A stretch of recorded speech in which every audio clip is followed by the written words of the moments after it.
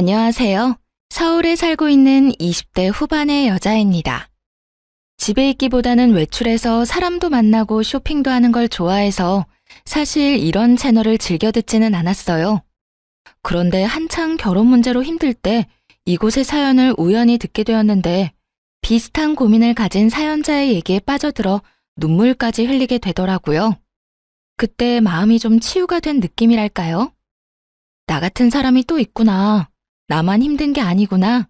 이런 생각을 하면서요. 그렇게 이곳의 사연을 꾸준히 듣게 되었답니다. 그러다 보니 벌써 그 남자와 헤어진 지 1년 가까이 흘렀네요. 이제 마음의 상처도 많이 아문 것 같아요. 이 채널에서 받았던 위로를 다른 분들께도 드리고 싶어서 용기 내 사연을 써봅니다. 지금 생각하면 정말 현명한 선택을 했던 저의 이야기. 한번 들어주시겠어요? 그 당시 전 서울 강남의 어느 성형외과에서 원무과 직원으로 일하고 있었습니다. 상담을 진행하진 않았고 주로 접수와 결제 담당이었어요. 빌딩의 한 층을 통으로 썼기 때문에 규모가 꽤 컸거든요. 그래서 직원들이 많았고 예약하는 환자들도 많아서 매일 정신없이 일했었어요. 원무과 쪽은 처음이어서 일을 배우느라 더 정신이 없는 상태였죠. 병원은 16층짜리 빌딩에 있었는데 다른 회사나 로펌도 있었어요. 아침에 엘리베이터를 기다리는데 어느 날부터인가 어떤 남자가 눈에 띄더라고요. 항상 세련된 양복 차림에 참 훈훈한 남자였어요. 몸매가 호리호리하고 얼굴도 여자들이 좋아할 정도로 잘생겼고요. 하루는 병원 사람들이랑 점심을 먹고 들어오는데 또 그 남자와 마주친 거예요. 그러자 다른 직원들이 쑥덕대기 시작하더군요. 저 남자 진짜 훈남이다. 보면 가슴이 떨린다니까. 저번에 누가 봤는데 로펌으로 들어가더래. 혹시 변호사 아니야? 저 얼굴에 변호사면 대박이다. 뭐 그냥 그런가 보다 싶었죠. 그때는 병원 일 끝나면 퇴근해서 친구들이랑 놀기 바빴고 격일마다 운동도 열심히 해서 인생이 너무 재밌는 시절이었거든요. 그래서 남자에게는 별로 관심이 없었죠. 또 전혀 상관없는 사람이기도 했으니까요. 그런데 이상하게 자꾸 그 남자랑 눈이 마주치는 거예요. 나중에 안 거지만 그 남자가 제 쪽을 계속 쳐다봐서 그런 거였어요. 그로부터 한 달 정도 지났을까요? 퇴근하는데 비가 막 내리더라고요. 그래서 택시를 잡으려고 하는데 갑자기 누가 옆으로 쓱 다가오더군요. 놀라서 옆으로 얼른 피하고 보니 우산을 든 그 남자였어요. 혹시 버스 타시면 같이 정류장까지 가실래요? 전 버스 타러 가거든요. 네? 아니요. 전 여기서 그냥 택시 타려고요. 지금 막히는 시간이라 택시 타면 요금 엄청 나올 텐데. 어디까지 가시는데요? 집이 그렇게 멀지 않아서 괜찮아요. 배려해 주셔서 감사합니다. 마침 택시가 와서 얼른 잡아 탔어요. 힐끗 뒤를 보니 남겨진 남자가 택시를 멀거니 보고 있더라고요. 그런데 그 이후로 저를 만나면 먼저 인사를 건네기 시작하는 거예요. 다른 직원들이 그 모습을 보고 난리가 났죠. 남자는 혼자 점점 친한 척을 하더니만 같이 저녁을 먹자더군요. 사실 그렇게 싫지는 않아서 함께 식사까지 하게 되었어요. 전 12층 로펌에서 일해요. 변호사 5년 차고요. 다른 거 하다가 다시 로스쿨 들어가서 공부하고 지금까지 일만 했어요. 그래서 그런가 여자친구 없이 지낸 지 엄청 오래됐네요. 아, 네. 근데 왜 그런 말을 하세요? 혹시 저한테 관심 있어요? 네. 몇 달 전부터 언제 말을 걸어야 하나 타이밍 보고 있었는데 몰랐어요. 이런 말 부끄럽지만 완전 제 스타일이거든요. 잘생긴 남자가 호감이 있다는데 싫은 여자는 없을 거예요. 하지만 처음에는 많이 망설였어요. 제가 좀 화려하게 생긴 스타일이라서 특히 남자들이 오해를 많이 하거든요. 남자친구가 많을 것 같다는 둥, 매일 나가 놀 것 같다는 둥. 그래서 그런지 어릴 때부터 사람을 사귈 때 경계를 많이 했어요. 그래도 남자친구가 조심스럽게 다가와준 덕분에 결국 마음의 문을 열고 사귀게 되었답니다. 사실 오래 사귈 거라고 생각은 안 했는데 진중하고 배려심 깊은 사람이더라고요. 늘 따뜻하게 대해주는 모습에 반해 그렇게 1년을 만나게 되었어요. 중간에 병원 일을 관두고 싶었던 순간도 많았는데 남자친구를 매일 볼 수 있는 직장이어서 그나마 참고 다니기도 했고요. 아직 어렸기 때문에 결혼은 전혀 생각하지도 않았는데 30대인 남자친구는 결혼 이야기를 자주 꺼내더라고요. 둘이 함께하는 미래에 대해서 자연스럽게 말하기도 하고요. 그래서 이렇게 사귀다가 이 남자랑 결혼하게 되는 건가 싶었죠. 근데 자기는 왜 매일같이 결혼 얘기를 해? 정작 나한테 프로포즈는 안 하면서. 자기도 결혼 생각하고 있어? 난 자기가 어리니까 기다리고 있었지. 사실 빨리 결혼해서 얼른 둘이 살고 싶어. 결혼이 무슨 소꿉장난도 아니고 준비할 게 많잖아. 부모님도 배워야 하고 서로 재산도 좀 맞춰보고 예산도 세워야 하고. 우리 예술이 모은 돈 좀 있나 봐. 난 내가 다 해야 하나 걱정하고 있었는데. 아무래도 자기 월급이 그렇게 많진 않을 거 아니야. 자기가 변호사긴 하지만 그렇게 많이는 못 벌지. 요즘 변호사들이 워낙 많으니까. 사실 그렇지. 예전처럼 많이 벌지는 못해. 그래도 너 하나는 내가 책임질 수 있어. 그렇게 말하는 남자친구를 보니 귀엽기도 하고 애틋하기도 하더라고요. 그래서 저도 자연스럽게 결혼에 대해 긍정적으로 생각하게 됐어요. 그 사이 남자친구한테 로맨틱한 프로포즈를 받아 승낙도 했고요. 앞으로 사랑하는 남자와 결혼해서 꽃길만 걸을 거라는 설렘으로 가득 차 있었죠. 지금 생각하면 참 어린애 같았지만요. 그러던 어느 날 남자친구가 심각하게 자기 집 얘기를 꺼내는 거예요. 나는 사실 엄마랑 둘이 살고 있어. 아버지가 나 대학생 때 갑자기 병으로 돌아가셔서 엄마가 우울증에 걸리셨거든. 로스쿨 다니느라 집도 팔아서 더 작은 집으로 이사 갔고, 그나마 내가 변호사가 돼서 다행이지. 우리 엄마 그거 하나 보고 사셔. 그러셨구나. 난 그냥 평범한 집에서 자랐어. 자기한테 그런 아픔이 있는 줄 몰랐네. 그래도 이렇게 변호사까지 되고 대단한 거야, 정말. 저기, 내가 엄마한테 자기에 대해 말씀드려봤거든? 여자친구 있다고. 결혼 생각한다고 하니까 직업이랑 집안을 바로 물으시더라고. 그래서 아직 자세히 말씀은 못 드렸는데 자기 직업이 전문직은 아니니까 우리 엄마가 반대하실 수도 있을 거야. 어쩌면 좀 모질게 구실 수도 있고. 그래? 좀 걱정되긴 한다. 난 자기 어머님이 반대하시면 억지로 결혼할 마음은 없어. 자기 너무 냉정하게 말한다. 난 엄마를 어떻게 설득할지 고민하느라 머리가 터질 것 같은데. 저기, 나를 사랑하면 엄마가 모질게 대하더라도 좀 참아줄 수 없을까?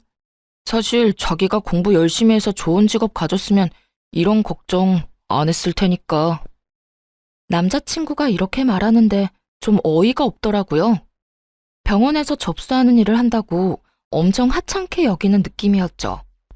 나에 대해 많이 아는 것도 아니면서 말이에요. 사실 남자친구에게 집안에 대한 작은 비밀을 숨기고 있었는데 그냥 다 말해버릴까 하다가 아직 때가 아닌 것 같아 입을 다물었어요. 어릴 때부터 주변 사람들한테 우리 집 얘기는 절대 안 했거든요. 친구들한테도 그냥 평범하게 산다고만 하고 이러쿵저러쿵 말한 적도 없어요. 남들한테 쓸데없는 말 하지 말라고 부모님이 항상 신신당부하셔서 그렇게 됐죠. 일단은 말을 아끼고 다시 만남을 이어가던 어느 날이었어요. 먼저 퇴근하고 건물 입구 앞에서 남자친구를 기다렸죠. 때마침 남자친구가 나오길래 인사하는데 어떤 중년 여자가 툭 치고 가는 거예요. 게다가 남자친구 이름을 크게 부르면서요. 한눈에 봐도 남자친구 엄마라는 걸 알 수 있었어요. 남자친구도 놀랐는지 제 쪽을 휙 쳐다보더라고요. 엄마, 여기까지 웬일이에요? 언제 끝날 줄 알고요. 전화를 미리 하시죠. 우리 변호사님 이렇게 퇴근한 거 보는 게 엄마 행복이야. 아휴, 멀리서 오는 거 보는데 너무 멋있더라. 무슨 아침 드라마 보는 줄 알았잖아. 아, 진짜 그만하세요. 민망하네. 엄마, 이쪽은 이예슬이에요. 내 여자친구. 이렇게 갑자기 만나서 좀 그렇다. 정식으로 날 잡아서 만나야 하는데. 응? 그러게. 그건 그렇고, 여기까지 왔는데 엄마랑 같이 집으로 가줄 거지? 그러더니 남자친구 엄마가 팔짱을 딱 끼고는 남자친구를 끌고 가려고 하더라고요. 남자친구는 당황하면서 저를 쳐다봤고요. 근데 오늘 예슬이랑 선약이 있는데? 그러니까 연락을 먼저 하셨어야죠. 아님 이렇게 된 거 우리 셋이서 저녁 먹을까요? 맨날 밖에서 밥 먹는 애가 또 무슨 외식을 한다 그래? 내가 너 좋아하는 제육볶음 맛있게 해놨는데. 그럼 난 먼저 갈게. 내일 보면 되지. 어머님, 다음에 뵙고 정식으로 인사드릴게요. 그런데 진짜 너무 웃겼던 게 뭔지 아시나요? 남자친구 엄마는 저를 한 번도 안 쳐다봤고 마치 없는 사람 취급했다는 거예요. 당연히 인사도 받아주지 않았죠. 제 존재 자체를 그냥 신경도 안 쓰고 지나쳐버리더라고요. 저에 대해 당연히 알고 있었을 텐데 완전히 무시하는 태도를 보니 화가 나더군요. 결국 남자친구는 미안한 표정을 지으면서 지네 엄마한테 끌려갔고요. 말도 제대로 못하는 모습에 좀 정이 떨어졌어요. 그래서 일부러 다음 날까지 연락을 받지 않았네요. 엄청 미안했는지 병원 문 앞까지 찾아와서 기다리고 있더라고요. 자기야, 어젠 진짜 미안했어. 전화 안 받아서 내가 얼마나 걱정했는 줄 알아? 어머님이 나를 어떻게 생각하는지 아주 잘 알겠던데. 그래도 그렇지 사람을 앞에 두고 어떻게 그렇게 모르는 척을 하셔? 그러게 말이야. 나도 집에 가는 길에 엄청 뭐라고 했어. 우리 엄마가 원래 그런 분이 아닌데 진짜 미안해. 어제 나 처음 보신 거잖아. 뭐라고 하셔? 자기한텐 솔직하게 말하셨을 거 아니야. 숨기지 말고 말해봐. 뭐 별로 좋은 얘기는 안 하셨어. 그냥 모르는 척하고 넘겨줘. 내가 우리 엄마는 잘 설득할게. 아, 말해보라고. 나도 알아야 앞으로 어떻게 할지 생각해 볼 거 아니야. 생긴 게 날라리 같고 치마도 너무 짧다고. 그렇게 어린 것 같지도 않은데 정숙하지 않다고 하시네. 어젠 좀 치마가 짧긴 했지. 난 그런 거 좋아하지만. 날라리라니. 진짜 어이가 없더라고요. 어차피 곧 우리 집에도 인사를 가야 하니까 이번 기회에 다 털어놓기로 했어요. 우리 집에 인사 오기 전에 미리 말할 게 있어. 무슨 말인데? 혹시 무슨 달동네 산다는 말 아니지? 자기 경제 사정 안 좋다는 건 나도 짐작했어. 괜찮아. 아니? 그건 아니야. 우리 집 가면 놀랄까봐 미리 말해주는 거야. 사실 내가 지금 일하는 병원 원장이 우리 오빠야. 우리 오빠가 성형외과 전문이거든. 진짜야? 아, 그래서 거기서 일하는 거구나. 그럼 자기가 해외에서 학교 나왔다고 한 것도 진짜겠네. 사실 안 믿었거든. 응, 나 미국에서 대학 다니다가 사정이 있어서 다시 한국으로 돌아온 거야. 우리 집 못 살지 않아. 자기랑 결혼하려는 이유 중 하나가 뭔지 알아? 자기가 내 배경 안 보고 나 그대로를 사랑해줘서야. 암튼 일단 가보면 알겠지. 너무 걱정하지 마. 자기가 그렇게 말하니까 얼떨떨하면서도 좀 무섭네. 나 마음에 안 들어 하실까봐 걱정된다. 네, 맞아요. 사실 아버지께서 부동산으로 재산을 많이 불리셔서 부유하게 자랐답니다. 서울의 빌딩 포함해서 건물이 3채 정도 있는 걸로 알고 아버지는 임대업 전문으로 투자 회사를 하고 계시고요. 다행히 오빠가 의사가 되어준 덕분에 저는 자유롭게 자랐어요. 그런데 디자인을 전공해 뉴욕으로 대학을 갔다가 교통사고로 다리를 다쳤거든요. 그래서 어쩔 수 없이 졸업을 못하고 귀국하게 된 거였답니다. 공부를 못하게 되니까 미래도 불투명해져서 심적으로 정말 힘든 시기였어요. 방황도 많이 해서 부모님 속도 많이 썩였죠. 방에만 처박혀 있으니까 보다 못한 부모님이 끌어내서 일을 시키신 거였어요. 오빠 병원에서 아르바이트라도 하라면서요. 확실히 규칙적인 일상을 보내고 사람들이랑 대화도 하니까 많이 건강해졌어요. 거기다 남자친구를 만나게 되면서 더욱 생기가 생기고 웃음도 많아져서 그런지 부모님도 벌써부터 남자친구를 좋게 생각하고 계시더라고요. 그래서 용기 내서 남자친구랑 집에 간다고 말씀드릴 수 있었죠. 드디어 우리 집에 인사하러 오는 날이 되었어요. 집을 본 남자친구가 말을 잃고 벙쪄 있더라고요. 여기가 자기 집이란 말이야? 그 뉴스에 나오는 강남에서도 비싼 펜트하우스잖아. 나 이런 데 처음 들어와 봐. 집으로 들어가니 부모님이 반갑게 맞아주셨고 같이 저녁을 먹었죠. 남자친구 집안에 대한 얘기는 거의 안 했어요. 아버지가 홀어머니 얘기를 들으시곤 한동안 아무 말도 안 하시더라고요. 아버지를 설득할 자신은 있었지만 은근히 걱정됐죠. 자네에 비해서 우리 딸이 아직 많이 어려. 그래서 난 사실 결혼시키고 싶지는 않네. 근데 우리 딸이 남자를 소개시켜준 게 처음이란 말이야. 또 어려운 집안 사정에도 변호사까지 된 자네가 대단하다고 생각하네. 예슬이 네가 잘 살 자신 있으면 엄마도 반대하진 않아. 근데 결혼이라는 건 정말 신중하게 결정해야 돼. 너희만 같이 사는 게 아니라 가족과 가족이 만나는 거야. 아버님, 어머님, 저를 믿어주십시오. 제가 예슬이에 비해 정말 부족한 것 잘 알고 있습니다. 그래도 온 힘을 다해서 예슬이 행복하게 해주겠습니다. 우리는 예슬이 정말 부족한 거 없이 키웠네. 근데 자네랑 결혼하면 고생하지는 않을까 걱정되는 건 사실이야. 지금 연봉이 그렇게 많지는 않은 것 같은데 앞으로 포부가 어떻게 되나? 네. 지금 다니는 로펌에서 3년은 더 일을 배울 생각입니다. 어디에 소속되면 변호사도 어떻게 보면 그냥 월급쟁이 아닌가. 지금 그 로펌 내년에 다른 데로 이전한다고 하던데 좀 도와줄 테니 그냥 자네가 로펌을 하나 차리는 게 어떤가? 괜찮은 변호사들 데려다가 덩치 키우면 되지. 비즈니스가 별게 아니야. 다 그렇게 시작하는 거지. 그 말을 듣고 남자친구 얼굴이 환하게 밝아지는 게 눈에 보이더라고요. 월급쟁이로 살다가 아버지가 로펌을 하나 차리게 도와주신다니 얼마나 놀랐겠어요. 우리 집에서 나와서도 흥분을 감추지 못하더군요. 아버님이 진짜 통이 엄청 크시다. 로펌을 차려주신다니. 자기를 만난 게 내 인생의 기적이야. 그동안 힘들게 살았는데 그래서 하느님이 자기 같은 귀인을 만나게 해주셨나 봐. 너무 앞서 나가지는 마. 내년 이후의 일이잖아. 지금은 우리 결혼 준비가 더 중요한 거 아니겠어?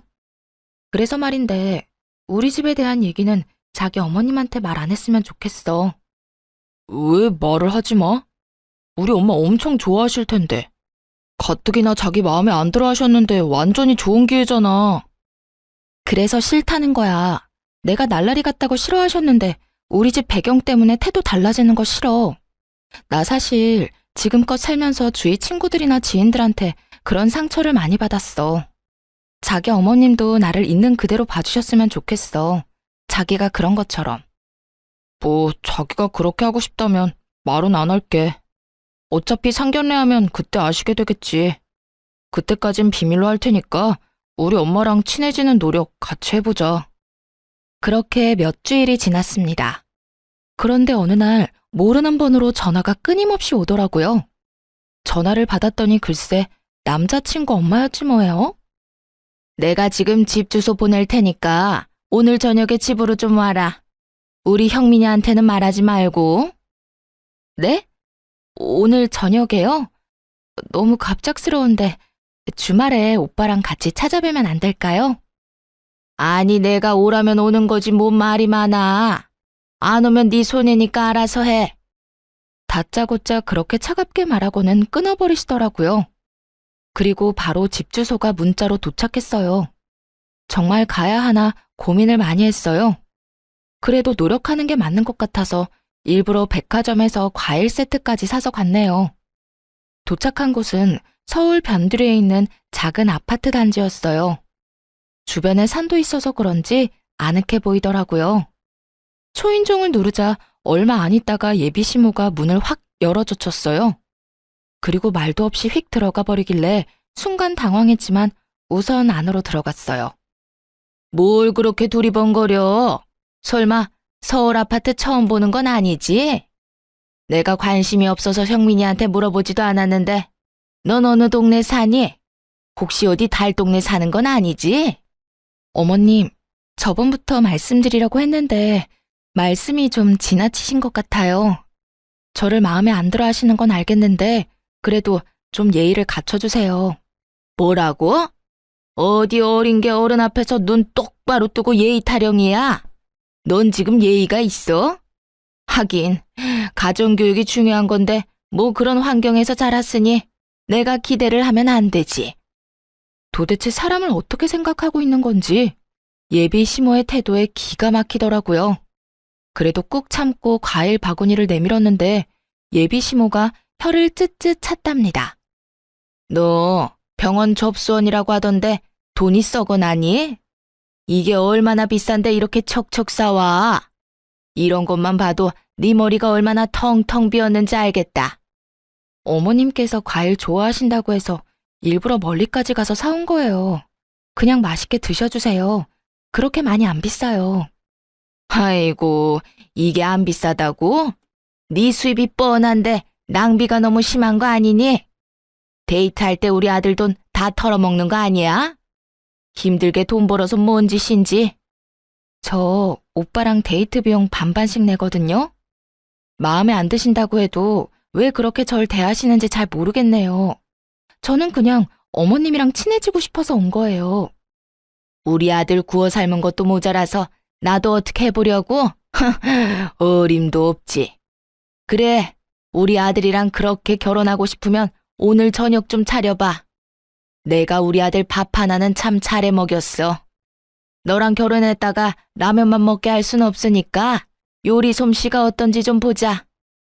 만약 제대로 못하면 절대 우리 아들이랑 결혼 못할 줄 알아. 저 말 들으니 진짜 기가 막히더라고요. 저요, 여태껏 밥 한 번 안 하고 자랐어요. 자랑하는 게 아니라 항상 집에 도우미 아주머니가 계셨거든요. 앞으로도 청소며 요리에 매달릴 생각 없었고요. 그리고 결혼하면 둘이서 알아서 밥 차려 먹고 잘 살 텐데 예비 시모가 말하는 것을 들으니 무슨 노예를 구하는 것 같았죠. 저는 결혼해도 일할 거예요. 집에서도 요리해 본 적 없고요. 부모님도 저한테 밥 차리라고 말씀하신 적 없어요. 무슨 며느리 뽑는 선발전 하는 것도 아니고 밥 못하면 결혼 못한다고 말씀하시는 게 너무 어이가 없네요. 저 그만 가볼게요. 이거 말하는 꼬락서니 좀 봐. 야, 너 거기 안 서? 나가기만 해봐. 당장 부엌으로 들어가. 예비 시모의 눈이 갑자기 휙 돌더니만 제 목덜미를 잡아채더군요. 그러고는 주방으로 막 끌고 가기 시작했어요. 순간 너무 무서웠죠. 내가 우리 아들을 어떻게 변호사로 만들었는데 니까짓 게 뭔데? 가진 게 없고 이뤄놓은 것도 없으면 뭘 해줄 수 있는지 보여줘야 하는 거 아니야? 집에서 우리 아들 수발 잘 들고 밥이라도 잘해야 할 거 아니야? 예비 시모를 확 밀치며 말했어요. 이게 무슨 짓이에요? 사람 죽일 일 있어요? 그쪽 아들이랑 결혼 안 하면 되죠? 당장 헤어져 줄게요. 이제 만족하세요? 비켜요. 그대로 달려서 현관문으로 갔죠. 눈물이 하염없이 나고 목은 너무 아프고 살면서 이런 일은 처음이었어요. 그때 정말 짠 것처럼 남자친구가 들어오더군요. 제 얼굴을 보고는 깜짝 놀라 자기 엄마한테 무섭게 소리치기 시작했어요. 이게 뭔 짓이에요? 내가 예슬이 부르거나 연락해서 이상한 짓 하지 말라고 했죠? 변호사가 뭐 그렇게 대단하다고 만나는 여자들마다 떼어놓으려고 난리냐고. 진짜 미쳤어요? 예, 난 다 너를 위해서 그러는 거지. 그깟 변호사라니? 네 얼굴에 네 직업이면 열쇠 3개는 기본으로 주는 여자도 만날 수 있단 말이야. 어디서 맨날 거지 같은 애들만 데려오니까 그러는 거 아니니? 그 말을 듣자 정신이 확 들더군요. 그동안 믿었던 남자친구한테도 배신감이 들었고요. 물론 저를 만나기 전에 다른 여자야 만났겠지만 그동안 그런 말 전혀 없었거든요. 저번에 그 선생이라는 계집애도 떨쳐내느라 얼마나 힘들었는데. 그런데 이번엔 이런 날라리 꽃뱀을 데려와? 자기야, 일단 나가자. 내가 다 설명할게. 소리치는 예비 시무를 뒤로 하고 겨우 나왔습니다. 남자친구의 차에서 진정될 때까지 멍하게 앉아 있었어요. 이런 일이 생기다니 진짜 꿈을 꾸는 것 같더라고요. 남자친구한테 가기 전에 미리 말을 해놔서 다행이지. 저 혼자였다면 더 못된 일도 당했을 것 아니겠어요? 엄마가 한 말은 너무 신경 쓰지 마. 내가 다 미안하다. 자기야, 이런 일로 나 버리는 거 아니지? 자기가 원하면 엄마랑 인연 끊고 살게. 진짜야. 나도 정말 지긋지긋해. 그래도 키워주신 엄만데 어떻게 천륜이 끊어지겠어. 나랑 인연을 끊는 게 훨씬 빠를 것 같은데. 그리고 다른 여자 얘기는 뭐야? 다 지나간 일이니까 굳이 말 안 한 거야. 예전에도 결혼할 여자가 있긴 했어. 근데 엄마가 하도 괴롭혀서 결국 헤어졌거든. 그럼 나한테 그 말도 했어야지. 그래야 자기 어머님이 어느 정도인지 알잖아. 난 오늘 일 너무 충격적이야. 내가 대신 이렇게 빌게.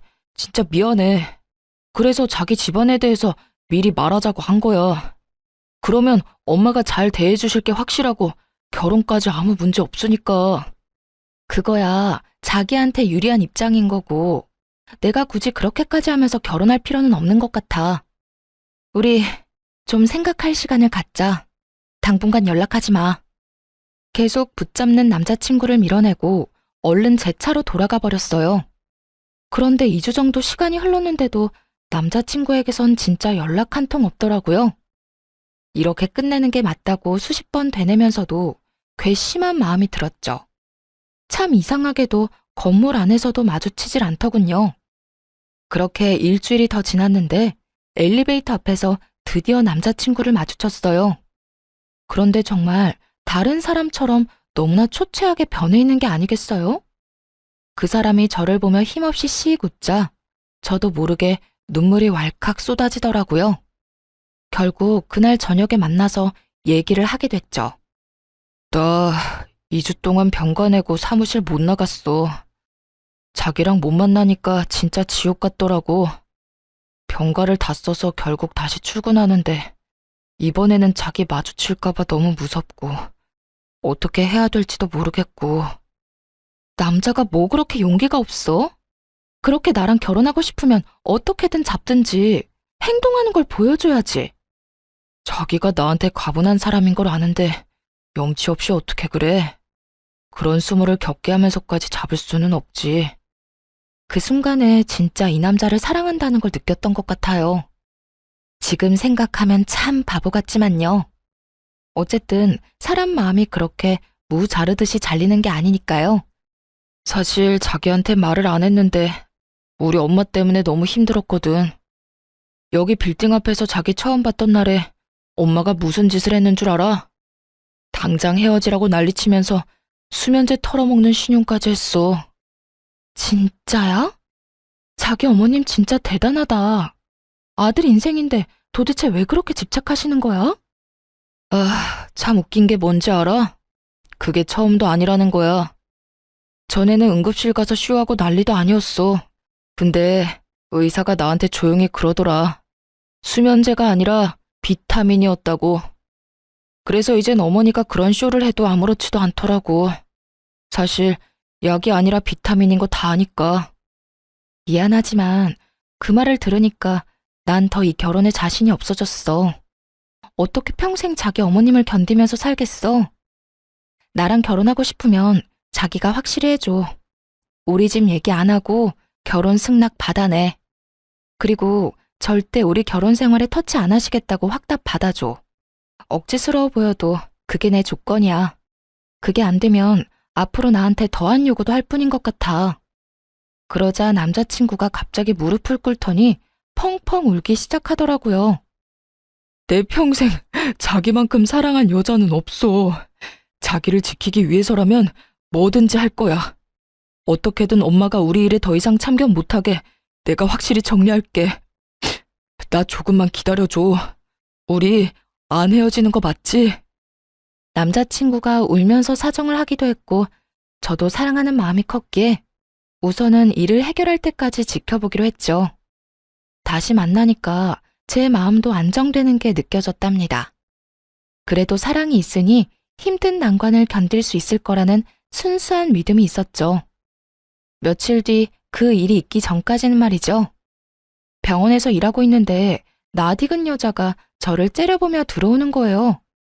눈을 다시 비비고 볼 정도로 이 상황이 믿기지가 않았어요. 맞아요. 남자친구의 어머니였어요. 그대로 얼어붙어서 예비 시모가 다가오는 걸 바라보고 있었죠.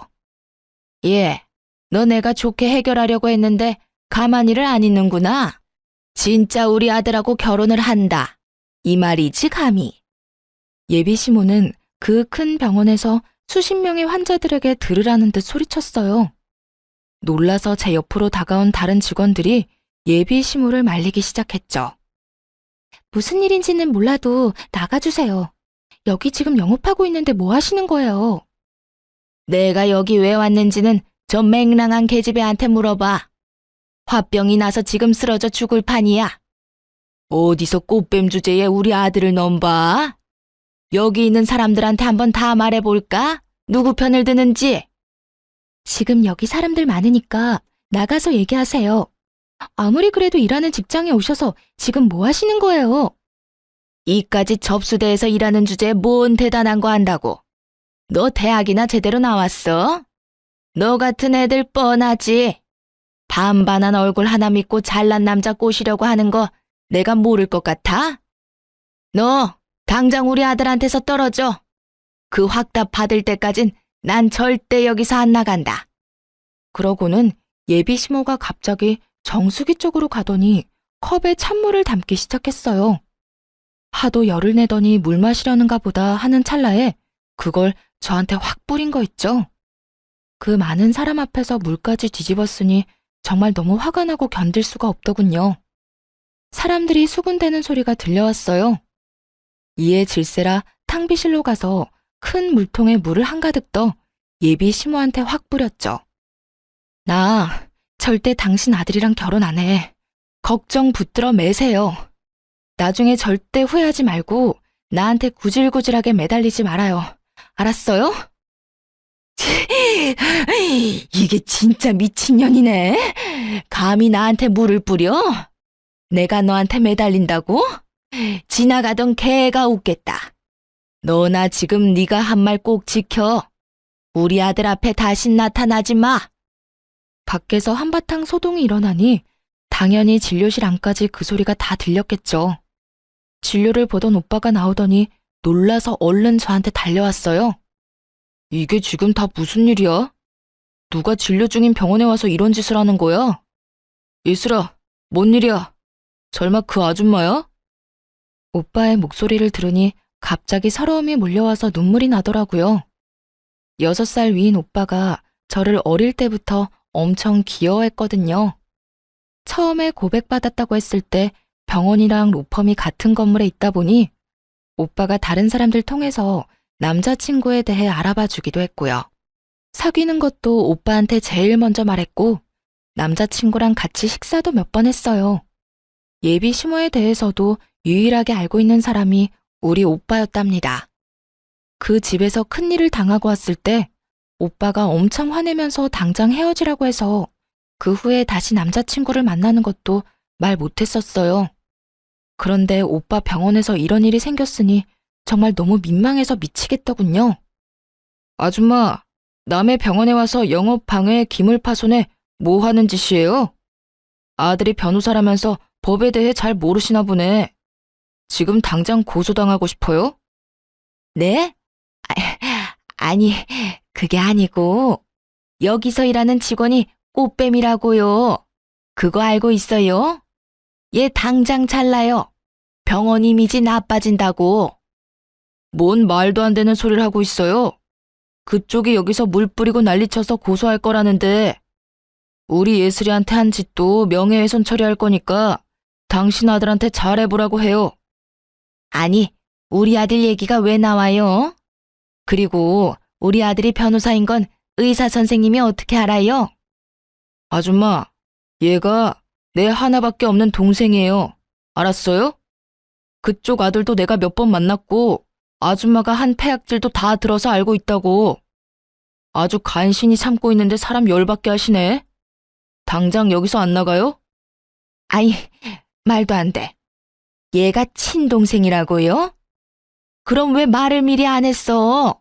오빠가 의사면 집에 돈 좀 있을 거 아니야? 미리 말했으면 내가 이렇게까진 안 했지. 그쪽이 이렇게 나올까봐 말 안 한 거예요. 아줌마, 내가 아까 말했죠? 나한테 매달리거나 후회하지 말라고. 그리고 하나 더 말해줄까요? 이 빌딩 우리 아빠 거예요. 너네 아버지 빌딩이라고? 아니, 그게 진짜야? 그럴 리가 없는데. 너 우리 아들이랑 결혼하려고 지금 의사 가운 입힌 사기꾼 앞세워서 쇼하는 거지? 생각하는 거 하고는. 아줌마, 아침 드라마 작작 봐요. 정확히 말해주면 이 빌딩 이제 우리 예슬이 거예요. 얼마 전에 증여해 주셨거든. 부모님이랑 내가 얼마나 애지중지하는데 아줌마가 뭔데 내 동생한테 몹쓸 짓을 해? 아, 진짜 안 되겠다. 너 오빠한테는 헤어졌다고 했잖아. 오빠가 한숨 쉬며 어디론가 전화를 걸었어요. 상대가 누구인지는 안 봐도 바로 알 수 있었죠. 5분도 안 돼서 사색이 된 남자친구가 뛰어왔는지 숨을 몰아쉬며 들어왔거든요. 남자친구는 자기 엄마 모습을 보고는 울상을 지었어요. 내가 제발 가만히 있으라고 했죠. 도대체 엄마가 뭔데 내 인생에 이래라 저래라 하냐고요. 내가 엄마 때문에 얼마나 불행한지 알아요? 도대체 어디까지 나를 끌어내릴 거냐고. 남자친구 엄마는 그 절규를 듣고 그제야 느낀 모양이었어요. 뭔가 상황이 심상치 않게 돌아간다는 것을요. 남자친구가 무릎을 꿇은 채 제 바지를 잡고 매달리며 울기 시작했어요. 그 모습을 보고 가슴이 아팠지만 이미 우리 관계는 돌이킬 수 없었죠. 자기한테 나쁜 감정은 없지만 우리는 결혼할 수 없을 것 같아. 이제 헤어지자. 나는 당신 어머님이랑 한 가족이 돼서 살 수가 없어. 제발 여기서 나가줘. 예슬아, 제발 나한테 한 번만 더 기회를 줘. 난 진짜 너를 사랑한다고. 얘 형민아, 너는 변호사가 이렇게 채통 없이 울면 어떡하니? 얼른 일어나. 근데 얘가 진짜 이 건물주 딸은 맞는 거니? 이제 와서 그게 중요해요? 나 예슬이랑 헤어지면 엄마랑도 연 끊고 살 거예요. 알았어요? 이제야 상황 파악이 됐는지 남자친구 엄마가 부드러운 목소리로 말하더군요. 예, 아가야. 내가 우리 아들을 생각하는 마음에 큰 실수를 한 것 같다. 우리 좀 진정이 되면 다시 얘기하자. 일하는 데 와서 미안하다. 오늘 이후로 다신 아줌마랑 마주칠 일 없을 거예요. 상황 다 알았으니까 이제 그만 가주세요. 지금 안 나가면 진짜 경찰 부릅니다. 강 과장님, 빨리 처리 좀 부탁드릴게요. 얼른 정리하고 정상 진료합시다. 원무과 과장님이 남자친구와 남자친구 엄마를 억지로 끌고 병원 밖으로 나갔어요. 오빠랑 직원들한테 이 일을 어떻게 설명해야 하나 정신이 아찔한데 문 밖에서 남자친구 엄마의 목소리만 또렷이 들려오더군요. 원무과 과장님한테 글쎄 뭐라고 했는지 아시나요? 근데 진짜 제가 이 건물주 딸 맞아요? 저 의사 동생이 맞고요? 저 의사가 여기 원장 맞아요? 예, 불러 들어온 복을 아주 뻥 차셨네요. 그 말을 들은 남자친구 엄마가 벙찐 채 이쪽을 바라보는데 얼굴이 점점 흑색으로 변하는 게 보이더라고요. 눈도 마주치기 싫어서 얼른 탕비실로 들어가 버렸어요. 30분쯤 지나고 오빠가 집으로 그만 가라고 해서 그 길로 퇴근했답니다. 그 이후로 남자친구 연락도 그냥 차단해버렸어요. 괜히 연락하고 변명을 들으면 미련 때문에 나쁜 선택을 할 것 같아서요. 오빠가 핸드폰 검사까지 하면서 완전히 뜯어말리기도 했고요. 한동안 남자친구 엄마가 다시 찾아올까봐 병원에 가지 않았는데 오빠도 아예 그만 일하는 게 좋겠다고 하더라고요. 그래서 짐도 챙겨오고 직원들에게 사과도 할 겸 마지막으로 병원에 갔죠. 그런데 어쩐지 쎄하더라니. 빌딩 앞에서 남자친구 엄마랑 딱 마주쳤지 뭐예요. 저를 발견하자마자 막 달려오더군요. 진짜 무슨 공포영화처럼 너무 무서워서 뒷걸음질까지 쳤네요. 그러더니 무턱대고 앞에서 무릎을 꿇었어요. 잠을 한숨도 못 잔 것처럼 머리는 엉망이고 옷도 엉망이고 말이죠. 아가야, 제발 나 좀 한 번만 봐주렴. 정말 미안하다. 우리 아들 한 번만 받아주면 내가 앞으로 네 앞에서 납작 엎드려서 살게. 응? 내가 우리 아들 일이라면 앞뒤 안 가리는 경향이 좀 있어. 잠깐 미쳤었나 봐, 아가야. 다 끝난 마당에 소름 끼치게 무슨 아가? 난 아줌마 얼굴 보는 것만으로도 끔찍해요. 내가 말하지 않았어요? 그쪽 아들이랑 다신 안 만날 거고 결혼도 안 할 거니까 나 찾아오지 말라고요. 그날 이후로 형민이가 짐 싸서 나가버렸어. 나한테 전화 한 통도 없고 그래서 잠도 못 자고 너한테 용서를 빌려고 매일 여기서 너만 기다렸단다, 아가야. 그 말이 더 소름 끼치네요. 나 다신 여기 안 올 거니까 앞으로 찾아오지 마요. 그리고 이제 다 끝난 사이지만 당신 아들은 당신 소유물이 아니에요. 아들 인생 망치지 말고 적당히 해요. 계속 따라오며 미안하다고 오는 그 여자를 떼어내느라 진짜 곤혹스러웠어요. 결국 빌딩 경비원분들한테 부탁해서야 겨우 쫓아버릴 수 있었죠. 그렇게 그 아줌마의 악연은 다행히 끝낼 수가 있었어요. 전 남자친구와는 그 후 3개월 뒤에 한 번 만난 걸로 인연을 마무리했고요. 지금도 그 사람을 생각하면 마음 한편이 아려요. 차라리 절대 못 헤어진다고 악이라도 썼다면 정이 더 떨어졌을 텐데 그 사람은 제가 연락할 때까지 한 번도 연락하지 않더라고요. 오빠를 통해 그 사람이 로펌을 그만뒀다는 사실을 알게 됐지만 연락하진 않았어요.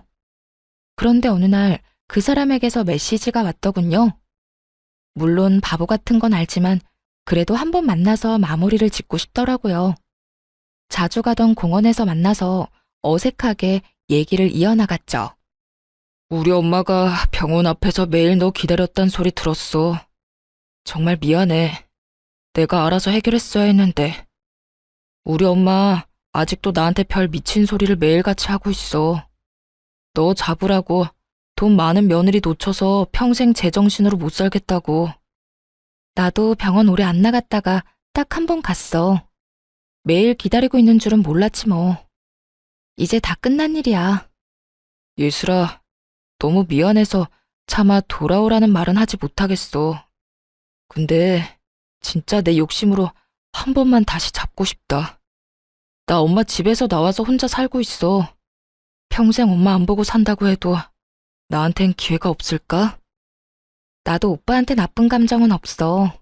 그래서 더 힘들어. 부모님한테 제대로 말도 못하고 그냥 헤어졌다고만 했지만 나도 진짜 힘들다고. 근데 나는 오빠 어머님 얼굴을 다신 볼 자신이 없어. 영 끊겠다고 하지만 오빠랑 있는 동안은 어찌됐든 소식을 듣게 될 거잖아. 난 오빠보다 내 인생이 더 중요해. 그래, 잘 알고 있어. 마지막으로 나도 욕심 부려본 거야. 앞으로 좋은 사람 만나서 행복하게 살아. 그 사람과의 인연은 그렇게 끝이 났답니다. 저는 공부를 다시 하기 위해 곧바로 준비해서 다시 미국으로 유학을 떠났어요. 지금은 미국에서 생활 중인데 저녁에 이곳의 사연을 종종 듣고 있죠. 한국을 향한 향수를 달랠 수 있어서 참 좋아요. 가끔 오빠와 통화를 하는데 놀라운 소식이 뭔지 아세요? 그 아줌마가 아직도 빌딩 근처를 돌아다니는 것 같다고 하더라고요. 진짜 정신이 이상해진 거 아닐까 싶어요. 하긴 그렇게 돈 많은 집 며느리 찾으려고 난리치다가 자기 때문에 놓쳐버렸으니 저 같아도 속 쓰려서 제대로 못 살 것 같네요. 상처도 많이 받고 이상한 일을 겪은 터라 앞으로 결혼할 수 있을지 모르겠지만 지금은 우선 공부를 잘 끝내는 걸 목표로 지내고 있어요. 제가 타지에서 잘 살아갈 수 있도록 듣고 계신 분들이 힘을 주셨으면 좋겠습니다. 이야기 들어주셔서 감사드리고 좋은 날만 가득하시길 바랄게요.